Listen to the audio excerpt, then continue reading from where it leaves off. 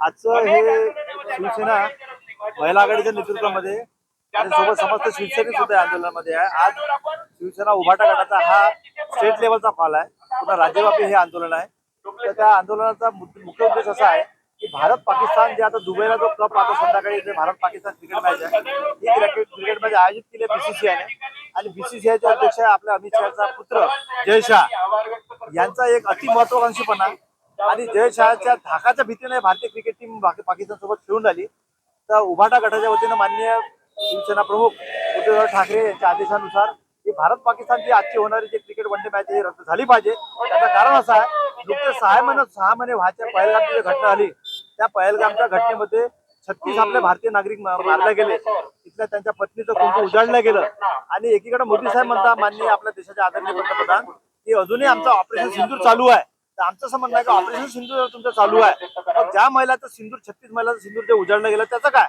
म्हणजे एकीकडे तुम्ही जे हुतात्मे झाले, ज्यांनी बलिदान दिलं, त्याचा एक प्रकारचा तुम्ही हास्यास्पद म्हणजे हासा उडवलेला आहे आणि त्या हुतात्म्याचा आणि त्या बलिदान करत्या ज्या आमच्या 36 नागरिकांचा एक प्रकारचा अवमान आहे। तेव्हा हा जो भारत क्रिकेटचा जो सामना आहे हा ताबडतोब रद्द झाला पाहिजे।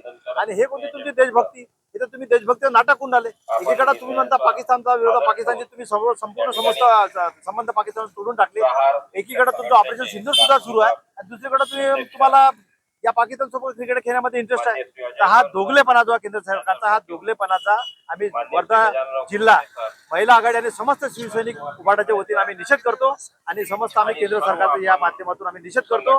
आणि आजचा जो सामना भारत पाकिस्तान क्रिकेटचा हा सामना रद्द झाला पाहिजे, हे शिवसेना उद्धव बाळासाहेब ठाकरे गटाची ठाम भूमिका आहे। जय हिंद, जय महाराष्ट्र। जय महाराष्ट्र।